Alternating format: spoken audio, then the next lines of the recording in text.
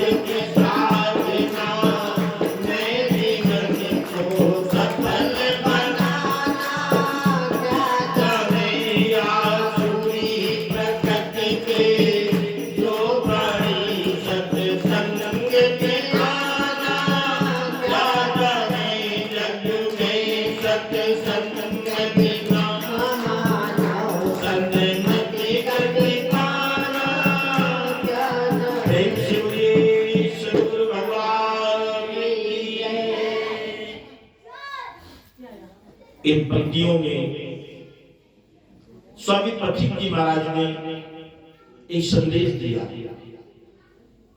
कि जग में सत्संग बिना मानव। अच्छा, मानवों को बात बताई जा रही है, पशुओं पक्षियों को नहीं। जो जलचर हैं, थलचर हैं, नभचर हैं, और इन जलचर थलचर नभचर में जो सर्वोत्तम कृति है वो मानव की है। सर्वोत्तम जीवन है, बड़े भाग्य से मिलता है। एक मनुष्य जीवन ही ऐसा है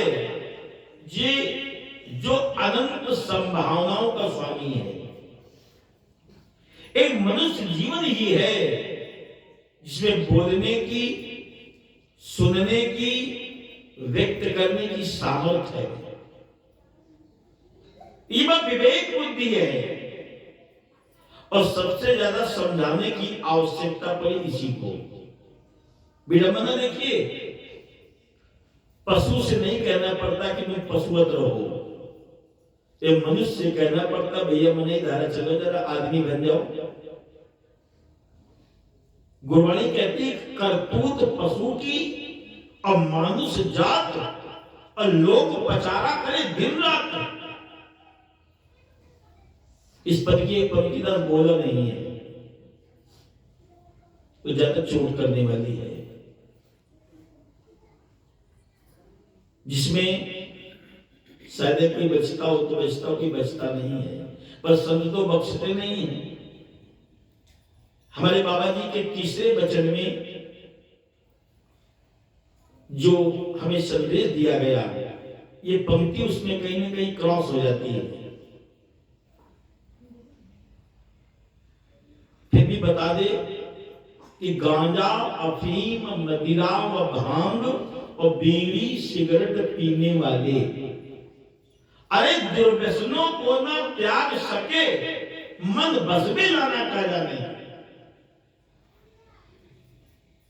संदेश दिया इसमें कि संसार में ऐ मनुष्य, अगर संसार में अच्छी मति और अच्छी गति, सनमति गति सत्संग के बगैर संभव नहीं है।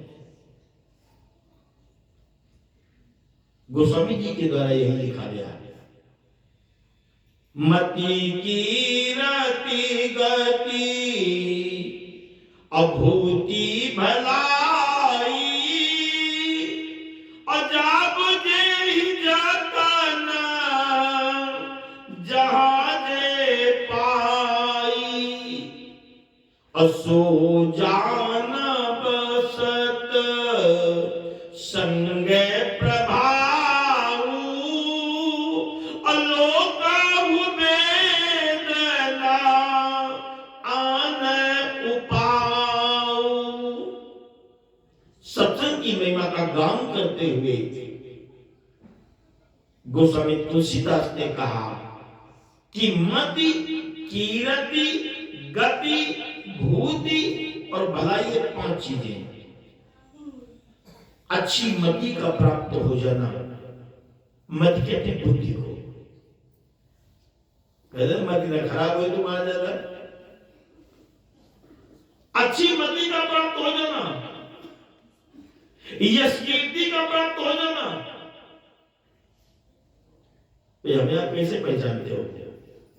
उसके मूल में क्या है? साधु संगत है। उसके मूल में क्या है? सत्संग है, आत्मज्ञान है। बाबा जी की वो अनमोल दात, वो अनमोल निधि जो बाबा जी ने प्रदान करी है, इसलिए आप पहचानते हैं, और मैंने कोई पहचान नहीं है। जो कीर्ति मिल रही है, मति, कीरति और गति, अच्छी गति का प्राप्त हो जाना। गति का मतलब चाल भी होता है, गति का मतलब परिणाम भी होता है।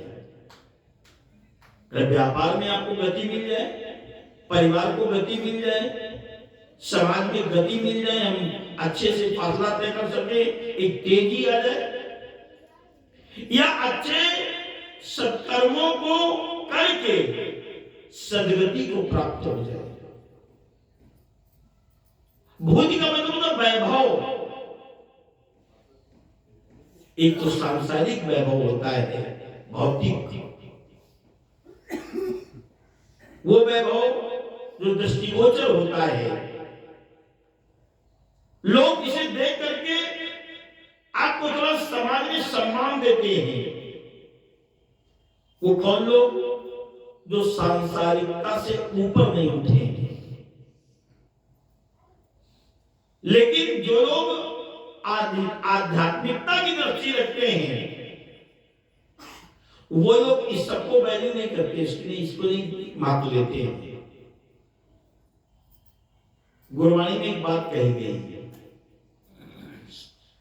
पंजाबी के शब्द हैं, भावीदास बता देगा, हालांकि बहुत क्लिष्ट नहीं है, समझ जाएंगे। संत जना का छोहरा किस चरनी लाग, मायाधारी छत्रपति तिस दारू त्याग। संतन का दाना रूखा सो सरब निधान, ग्रह साकत 36 प्रकार सब विषु समान। संत जना का लूंगरा ओढ़ नगद न होई, और साकत सिर पर रेशमी पहरत पत खोई। और सब कुछ तुझ ही दे हुआ आप बनत बनाई, दर्शन भेंटत साधु का नानक गुण गाई। गुरु ग्रंथ साहब में नानक देव जी ने ये समझाया कि संत जना का छोहरा किस चरनी लाग। अगर कोई संत मत में प्रवृत्त है, सदगुरु का शिष्य है, तो हमें उसके चरणों में गिर जाना चाहिए। किस चरनी लाग, और मायाधारी छत्रपति किस दारू त्याग। कितनी भी कोई भी मायापति हो, कितनी भी संपत्ति का स्वामी हो, हमें ऐसे संग तक नहीं होना है। किस दारू त्याग। आज समाज की स्थिति क्या है? हम केवल ऊपरी वैभव को देखते हैं, केवल ऊपरी वैभव। हर जो सांसारिक संपन्नता है उसे देखते, जो आध्यात्मिक संपन्नता जिसके अंदर है, ये सांसारिक विपन्नता है। जो आध्यात्मिकता से संपन्न है, अपनी आत्मा का अध्ययन कर चुका है, अपने आप में स्थित है, ये रमे हुए राम को जानता है, इसी में रमण करता है, ऐसे की हम पहचान नहीं कर पाते हैं। शास्त्र जी, संतन का दाना रूखा सुसर निधान।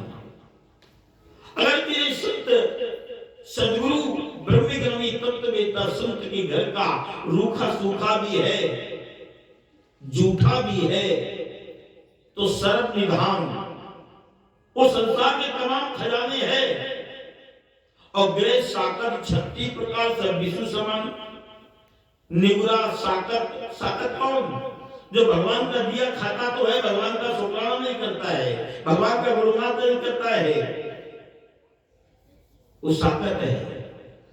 ये आत्मज्ञान को समझा नहीं, ये राम को जानू नहीं, वो निगुरा है। उसके 36 प्रकार के बेदती विष के समान है। गिर साकत 36 प्रकार सब विष्णु समान।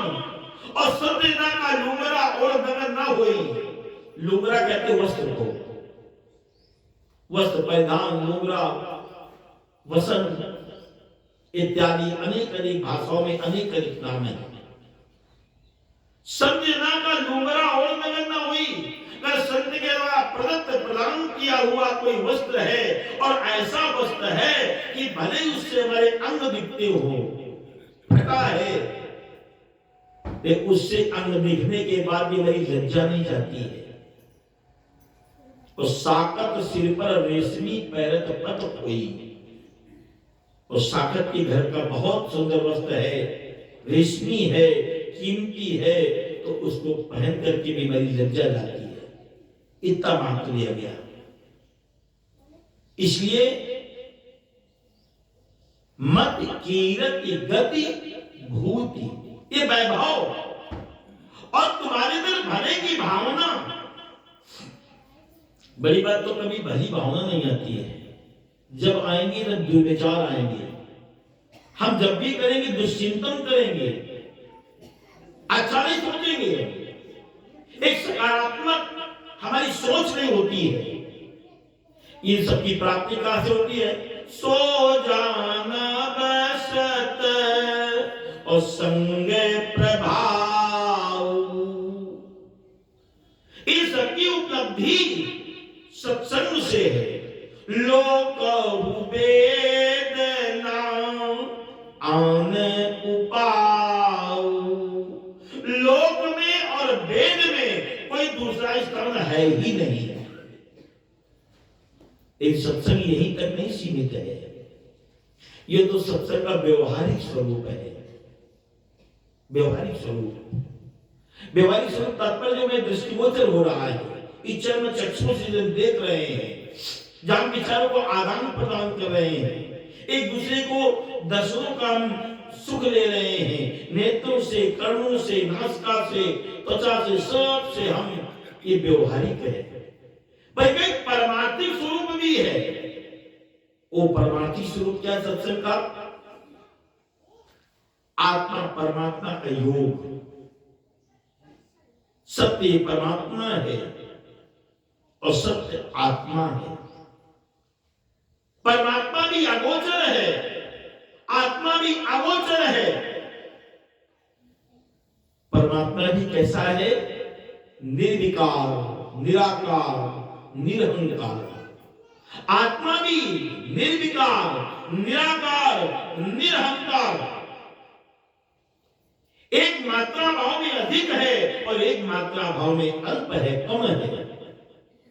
एक गुण भाव में दोनों एक है। आत्मा कहां है? इस काया में। अब आत्मा परमात्मा में योग कैसे हो? आत्मा का वास कहां है? इस घट में, इस काया में। यह काया कैसी है? 5 ज्ञान इंद्रियों वाली है, 5 कर्म इंद्रियों वाली है। इसमें मन, चित्त, बुद्धि और अहंकार एक अंतर्गत चातुष्ट है। इसमें 3 गुण है, सात्विक, राजस, तामस। इसमें 5 विषय है, रूप, रस, गंध, शब्द और स्पर्श। इनमें 5 विकार हैं, काम, क्रोध, लोभ, मोह और अहंकार। ऐसी काया में आत्मा रहती है और इसमें रहते रहते ये आत्मा अपने आप को भूल गई है, अपनी निजता को, अपनी पहचान को, और क्या बन गई है? शरीर मानने लगी है। इस रहस्य का उद्घाटन करेगा कौन? ये कौन बताएगा कि तू शरीर नहीं, तू आत्मा है? अच्छा, वक्तव्य देखिए, प्रत्येक व्यक्ति का जो वक्तव्य है वो व्यक्त करता है अपनी बात को, तो वो ये कभी नहीं कहता कि मैं शरीर हूं। वो यही कहता है मेरा हाथ, मेरा पैर, मेरा पेट, मेरा सर, मेरे पांव, मेरा शरीर। मतलब कहने वाला कोई और है। कोई नहीं कहता कि मैं हाथ हूं, मैं पैर हूं, मैं पेट हूं या मैं शरीर हूं। ये कोई नहीं कहता ये मेरा हाथ, मेरा पैर, मेरा शरीर। तो बोलन और आत्मा तो अपने आप को व्यक्त कर रही है, पर हमारा व्यवहार कैसा है? शरीर भाव वाला। व्यक्तव्य आत्मभाव का और व्यवहार शरीर भाव का, या मेल नहीं खा रहा है, बेमेल है। कहते कथनी करनी भिन्न जहां, दुख दर्द संताप वहां। आचार्य श्री राम शर्मा का सूत्र है ये। तो हम शरीर नहीं, आत्मा, ये हमें बोध कैसे हो? ये तो कोई सच्चा सदगुरु जब ये रहस्य का उद्घाटन करता है। हम भली भांति सदगुरु के शब्दों को समझते हैं, उनका अनुसरण करते हैं, उसी पथ पर चल देते हैं, कोई संकट आता है, मार्ग में बाधाएं आती हैं, तो सदगुरु के संबंध में पार करते हैं। कई उलझते हैं तो तत्वज्ञानी संतों से उस रहस्य को सुलझाते हैं, अपनी शंकाओं को निर्मूल करवाते हैं, तो फिर एक दिन हम शरीर नहीं आत्मा बन जाते हैं। या यूं कह दो कि जब कोई साधक साधना करता है, ध्यान करता है, नित्य प्रातः 4 बजे से 5 बजे तक ऑनलाइन ध्यान क्लास चलती है। इस समय संख्या काफी सीमित हुई है, जाले पाले में अपने लुके पड़े रहते हैं। तो जब वो ध्यान पर बैठता है और अपने प्राणों पर नियंत्रण करता है, प्राणों पर नियंत्रण कैसे होगा? आपके अंदर जो श्वास अंदर की ओर जाती है प्राण है, और जो बाहर की ओर आती है अपान, प्राण अपान, प्राण अपान। ये प्रक्रिया निरंतर चलती है, जीवन भर चलती है, और इसी को भली भांति समझ लेना, इसी पर टिक जाना, हमारा मूलाधार से ब्रह्मरंध्र तक एक प्राण चला करता है, और एक एक चक्र को पार करते हुए इसको समझ लेते हैं,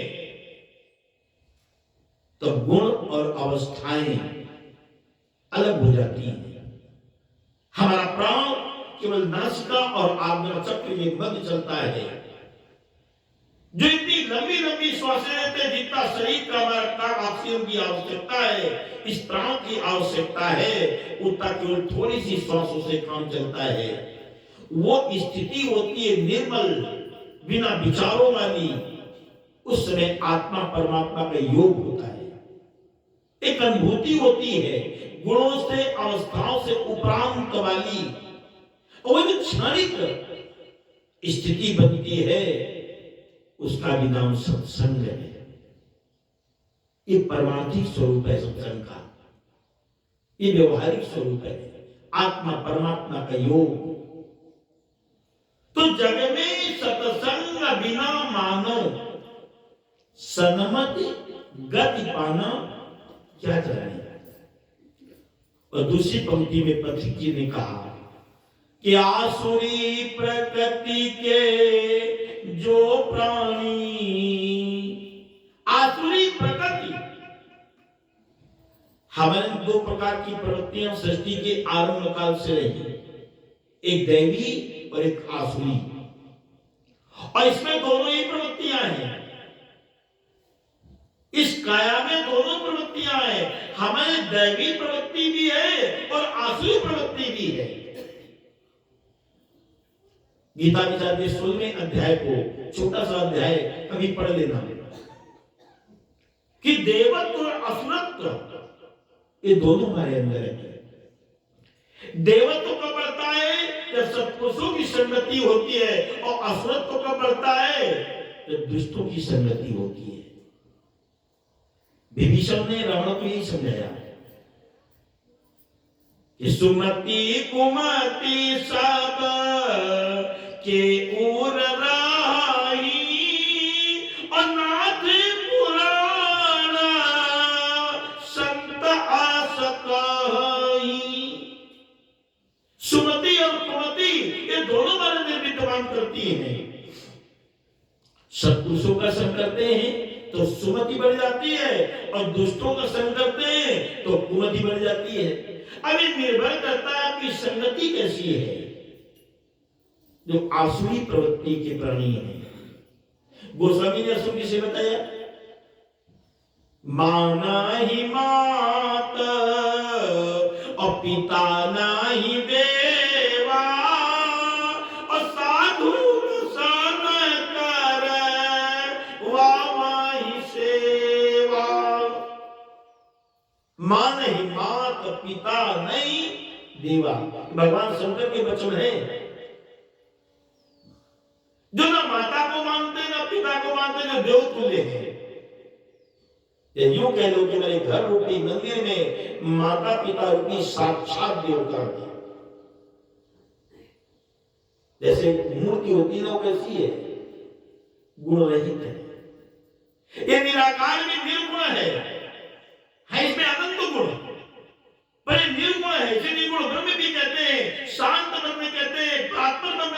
करते हैं, लेकिन जो सगुण, जो बोलता चालता खाता पीता है,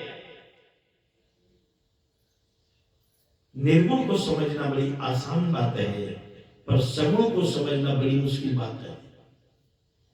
निर्गुण रूप सुलभयति असगुण जान नहीं कोई, सुगम अगम नाना चरित असुनि मुनि मन भ्रम होए। निर्गुण को समझना उतनी बड़ी बात नहीं है, इतना सगुण को समझना है। रामायण जी के अनेक प्रसंग ऐसे हैं, बहुचर्चित प्रसंगों में देखें, 10 प्रसंग में देखें तो संकेत करेगा,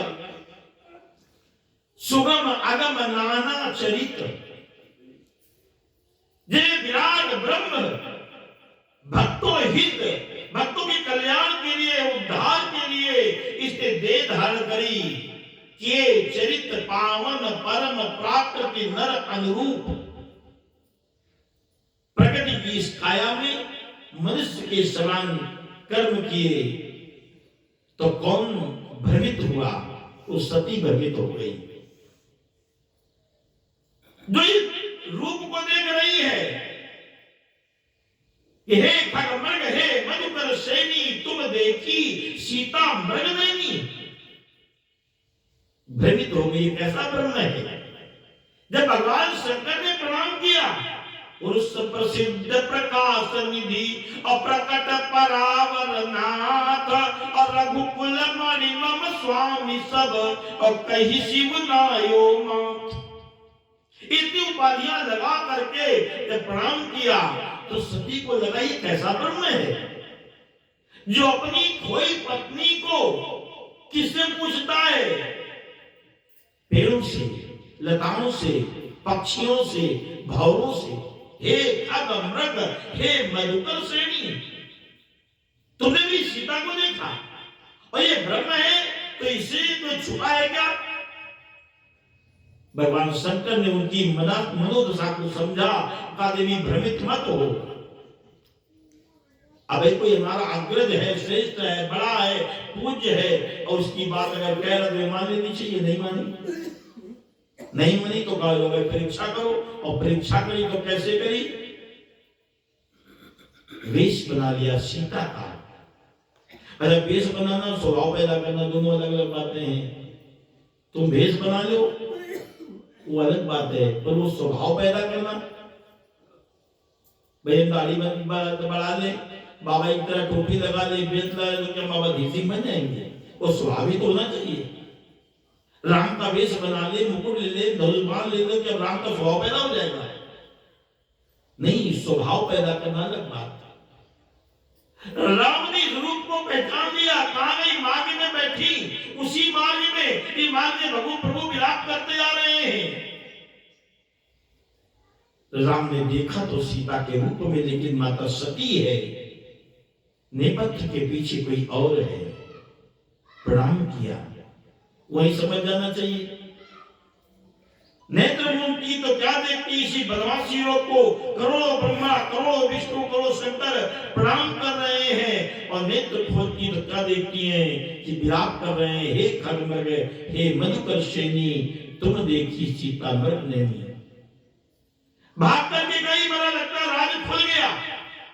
भगवान शंकर ने कुछ अटको परीक्षा करी, बोली ना महाराज, कछु न परीक्षा लीने गोसाई, अकीने प्रणाम तुम्हारी नाई। हमें कोई परीक्षा नहीं करी, आपने प्रणाम किया, हमने प्रणाम कर लिया।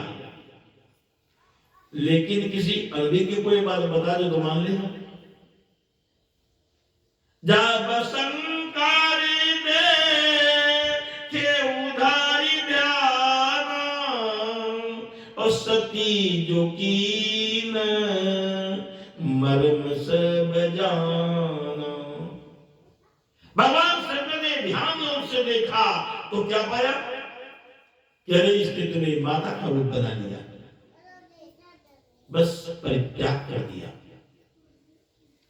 यही तो ध्यान आपको कराया जाता है।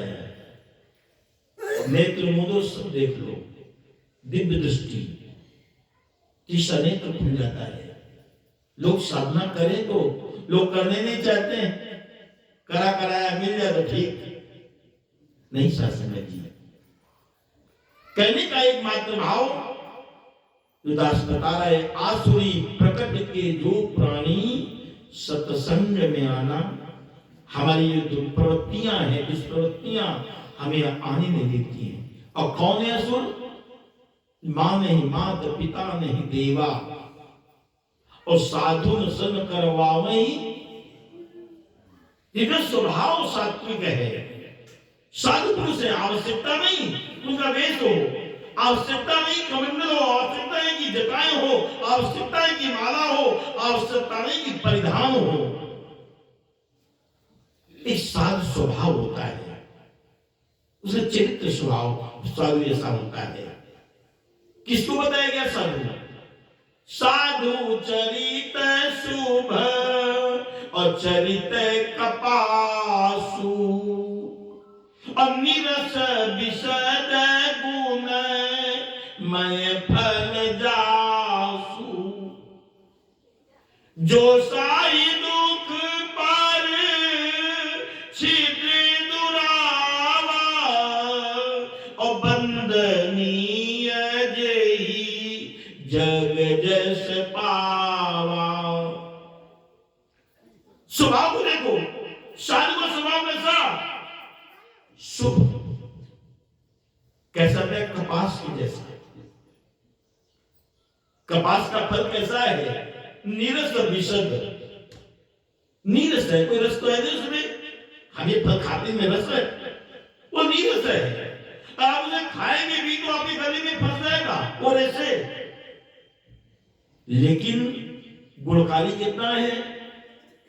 जो सही दुख पर छिद्र दुरावा। आज अगर हम अपने नग्न बदनों को ढके हैं, हमारी नग्नता छुपी है, तो उस कपास के फल के कारण इसने आपको तुड़वा के मुड़वा करके उसको कैसे टुकड़े टुकड़े कर दिया गया, बिरौले को अलग किया गया, कपाल रुई को अलग किया गया, उसको फिर कैसे उसकी पूंजी बनाई गई, सूत बनाया गया, और उससे कपड़े बुने गए, फिर कटे पीटे, फिर सिले, और तुम्हारी नग्नता छुपी। समाज में कोई ऐसा व्यक्ति जो अपने को पीड़ा देकर के तुम्हारी पीड़ा को मिटाना चाहे, अपने को दुख देकर के तुम्हारी नग्नता को छुपाना चाहे, तो उसको किसी वेश की आवश्यकता नहीं होती है, उस स्वभाव से साधु। और ऐसे लोगों से भी सेवा की भावना रखते हैं। मां नहीं, मात पिता नहीं देवा, साधु न सन करवावे सेवा। और भगवान शंकर कहते हैं, जिनके आसे आ चरण भवानी, असो जाने उनिसी चरसम प्राणी। आसुरी प्रकृति के जो प्राणी सत्संग में आना चाहता है। अब बड़ी उत्तम बात करिए, उन्नति का साधन सेवा है।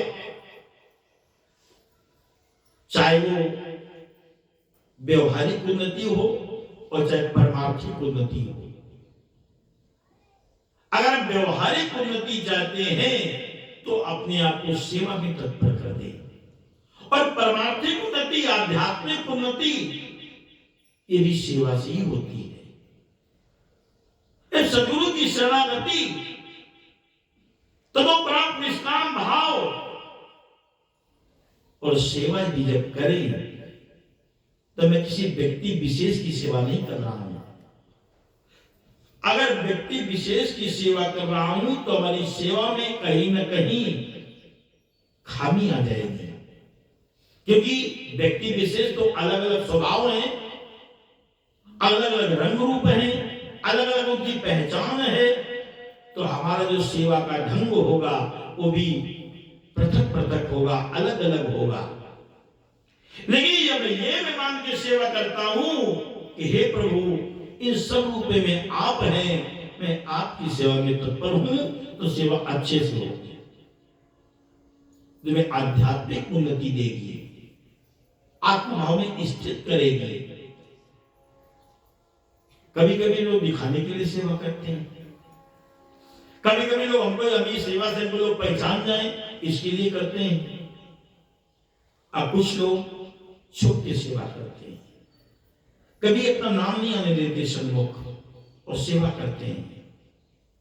उन्नति का साधन सेवा है, जिससे ही आत्मशुद्धि होती। आत्मशुद्धि। अब आत्मा में शुद्धि कौन से आ गई? एक प्रश्न खड़ा होता है। इसके बारे में कहा गया नैनम चेतन सत्प्राणी नैनम दादि पावता नचने प्ले देनता को सोशियत मरता। जहां हवा जिसको सुखा नहीं सकती, उड़ा नहीं सकती, धूप सुखा नहीं सकती, आग जला नहीं सकती, तलवार काट नहीं सकती, पानी गीला नहीं कर सकता, ऐसी आत्मा में अशुद्धता कहां से आ गई? इसमें अशुद्धता क्या है?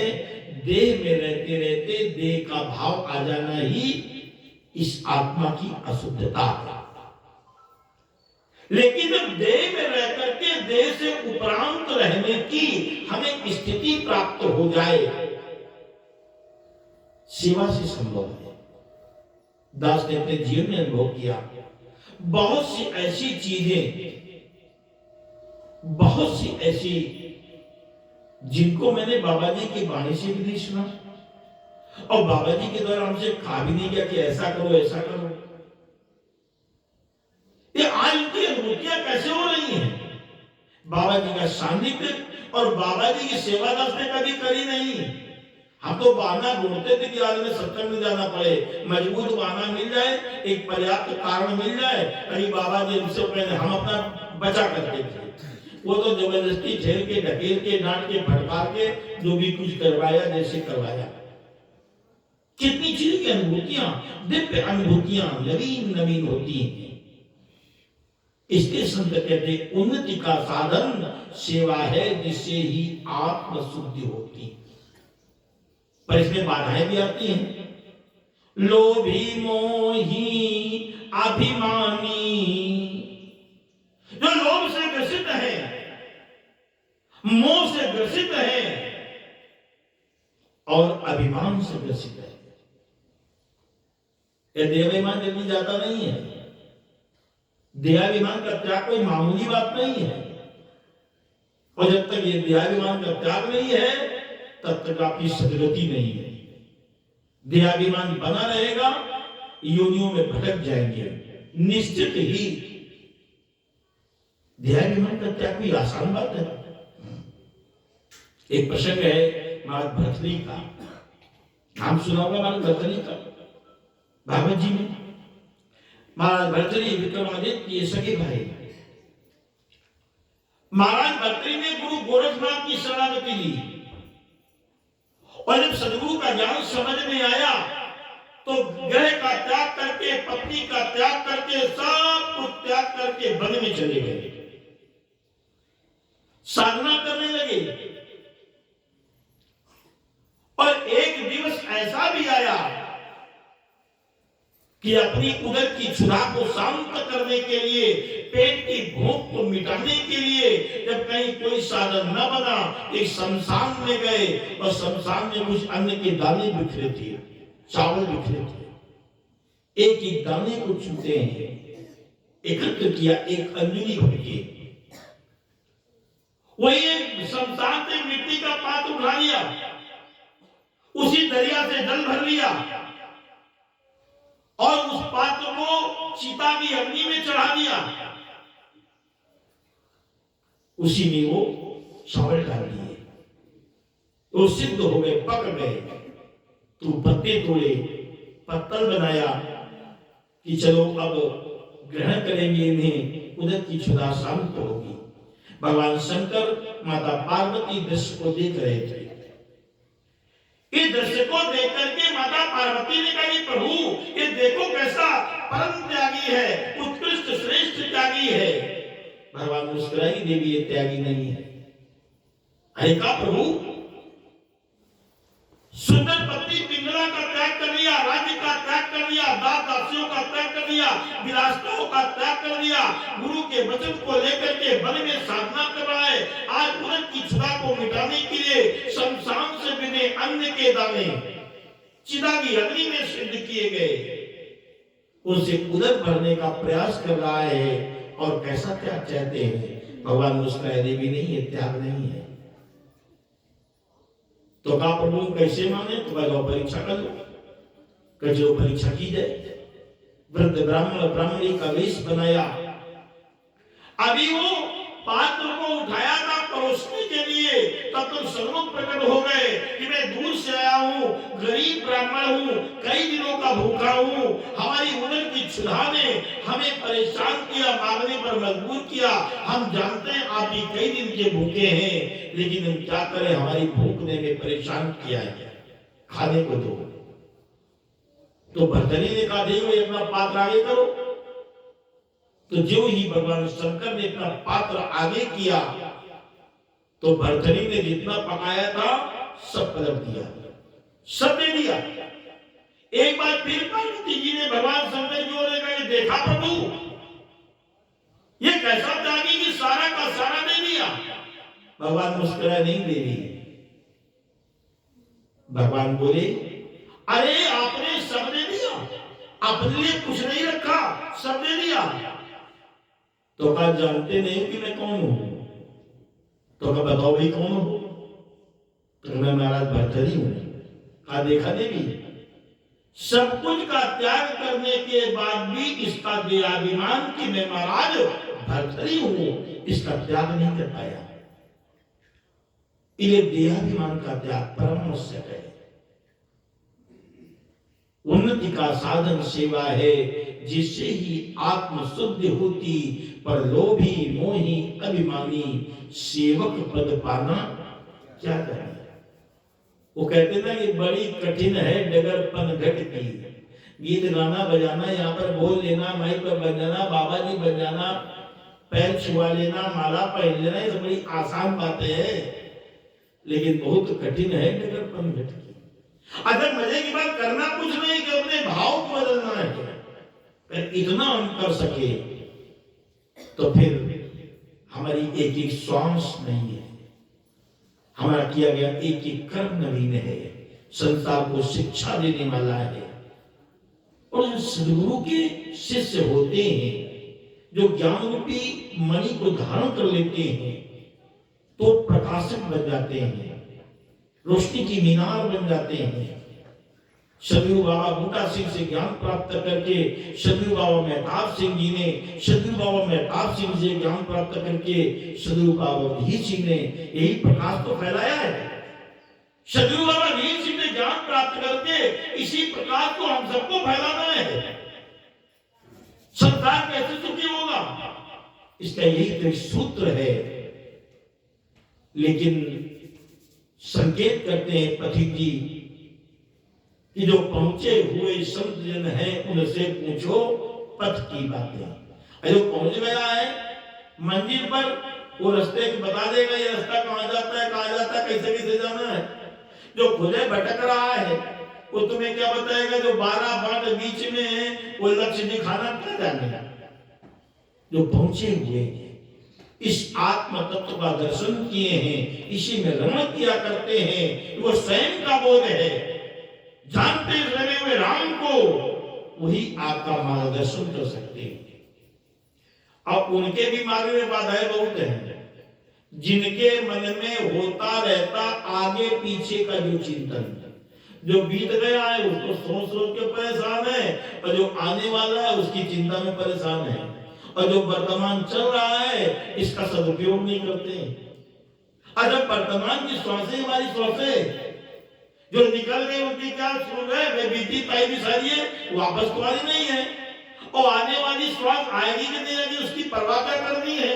वर्तमान को संवारना है। जिनके मन में होता रहता आगे पीछे का जो चिंतन, वो प्रेम योग बिन, योग का मतलब है जुड़ना, एक निराकार दूसरा जीवात्मा, वो परमेश्वर का ध्यान लगाने जानते हैं। मन पीछे की ओर भाग रहा है, आगे की ओर भाग रहा है, वर्तमान में टिक नहीं रहा है। शास्त्र जी अंतिम पंक्ति में पथिक जी कहते हैं, दुख में जो त्यागी हो न सके। अरे भाई किसी चीज का दुख हो गया है तो वैसे त्यागी हो जाओ ना, कभी नहीं होगी। और बन सके न सुख में जो उदार, जब संबंधता भगवान ने दी है थोड़ी उदारता बरतो, दीनों के प्रति, समाज के प्रति एक करुणा का भाव, दया का भाव, आपके लिए जो भी सामर्थ्य है, वाणी की सामर्थ्य, वाणी से, शरीर हाथों की सामर्थ्य हाथों से, और अगर धन की सामर्थ्य धन से, उदारता होनी चाहिए। ले हमारे जमाने तो कोई दरिद्री स्वभाव कभी नहीं छूटता है। तो संत यहाँ कहते हैं दुख में जो त्यागी हो न सके, बन सके न सुख में जो उदार, वो पथिक साधना में जीवन को सफल बनाना क्या जाने।